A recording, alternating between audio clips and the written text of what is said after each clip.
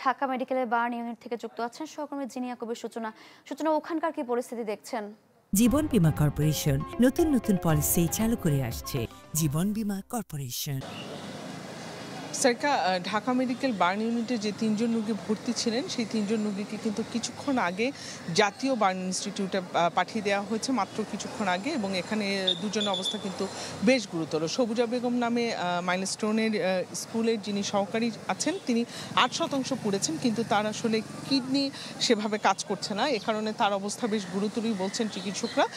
তাকে কিছুক্ষণ আগে জাতীয় বার্ন ইনস্টিটিউটে পাঠানো হয়েছে। এবং জারিফ যে সেই ছেলেটির বেশ শঙ্কাজনক বলছেন চিকিৎসকরা, তার 38% পুড়ে গেছে এবং তার শ্বাসনালী পুড়ে গেছে। এবং তার চেয়ে বড় কথা হচ্ছে তারও কিন্তু কিডনি সেভাবে কাজ করছে না। তারা চিকিৎসকদের সাথে আমরা কথা বলেছি, তারা বলেছেন যে তার অবস্থা তারা বেশ আশঙ্কাজনকই মনে করছেন। আর রায়ান, যার অবস্থা তুলনামূলক কম সংখ্যাজনক, তার আসলে 18% পুড়েছে এবং তাকেও কিন্তু কিছুক্ষণ আগে বার্ন ইনস্টিটিউটে পাঠানো হয়েছে। এবং একটি বিষয় কিন্তু আমি আপনাকে একটু জানিয়ে রাখি সারিকা, যে বার্ন ইনস্টিটিউটে তাদের পাঠানো হয়েছে কারণ হচ্ছে তারা চাচ্ছেন যে এই যে মাইলস্টোন স্কুলের যারা ভিকটিম, যারা বার্নের এমন রোগী আছেন তাদের সবাইকে একসাথে চিকিৎসা দেওয়ার জন্যই কিন্তু চিকিৎসকরা এই সিদ্ধান্তটি নিয়েছেন।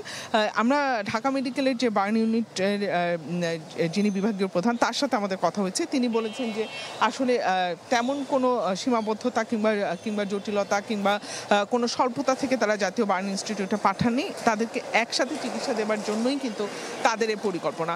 আমার সাথে ঢাকা মেডিকেলের বার্ন ইউনিটের আবাসিক সার্জন ডাক্তার হারুনুর রশিদ আছেন, আমি একটু কথা বলবো তার সাথে। আপনি তো আসলে এই রোগীদেরকে শুরু থেকে দেখছিলেন এবং কিছুক্ষণ আগেই তাদেরকে জাতীয় বার্ন ইনস্টিটিউটে পাঠিয়ে দেওয়া হলো। আমি একটু সার্বিক পরিস্থিতি আপনার কাছে জানতে চাই রোগীদের বিষয়ে।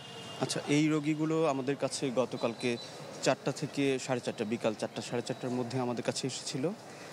আমরা 4 জন রোগীকে সেবা দেওয়ার সুযোগ পেয়েছি। তার মধ্যে একজন পেশেন্ট এসেছিল, এই বাচ্চাটার নাম হচ্ছে জুনায়েদ, ওর বয়স 9 বছর, ও ক্লাস 3 একজন স্টুডেন্ট ছিলেন। ওকে আমরা ব্রড ডেড হিসেবে পেয়েছি। ব্রড ডেড মানে ওকে মৃত হিসেবেই আমাদের কাছে নিয়ে আসা হয়েছে।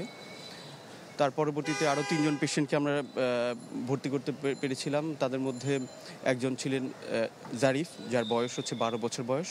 তার শরীরের 38% পুড়ে গিয়েছিল এবং তার শ্বাসনালী পুড়ে গিয়েছিল। এই পেশেন্টটাকে আমরা সাথে সাথে ভর্তি করে আইসিইউতে শিফট করেছিলাম। পরবর্তীতে আরও 2 জন পেশেন্ট, একজন হচ্ছেন 40 বছর বয়স্ক একজন মহিলা, উনি স্কুলে সম্ভবত আয়া হিসেবে কাজ করতেন। উনি যদি ওনার 8% পুড়ে গিয়েছিল, কিন্তু তারপরেও ওনার অন্যান্য বিভিন্ন কারণে ওনার কিডনিতে সমস্যা ছিল, আমরা ভর্তি রেখেছিলাম। আরেকজন বাচ্চা, যার বয়স হচ্ছে 14 বছর, ওই পেশেন্টটা হচ্ছে 18% পুড়ে গিয়েছিল এবং হচ্ছে তার থুতনিতে আঘাত ছিল। এই পেশেন্টটাকে আমরা ভর্তি রেখেছিলাম। 3 জন পেশেন্টকেই আমাদের কাছে 2 জন পেশেন্টকে আমরা আইসিইউতে শিফট করেছিলাম, একজন পেশেন্টকে আমরা আমাদের সাধারণ ওয়ার্ডে রেখেছিলাম। কিন্তু সমন্বিত চিকিৎসার অংশ হিসেবে সব পেশেন্টকে এক ছাতার নিচে রাখার অংশ হিসেবে আমরা আমাদের ইনস্টিটিউটের পরিচালক মহোদয় স্যার এবং আমাদের ঢাকা মেডিকেল কলেজ হসপিটালের পরিচালক মহোদয় স্যার এবং আমাদের বিভাগীয় প্রধান স্যার, ওনারা কথা বলে একসাথে সিদ্ধান্ত নিয়েছেন যে সব পেশেন্টগুলো ইনস্টিটিউটে শিফট করে একসাথেই চিকিৎসা দেওয়া হবে। ওইটার অংশ হিসেবে আমরা পেশেন্টগুলোকে পাঠিয়েছি। এছাড়া আমাদের এখানে মানে সুযোগ সুবিধার কমতির কারণে কোনো সীমাবদ্ধতা ছিল না। অনেক ধন্যবাদ আপনাকে ডাক্তার।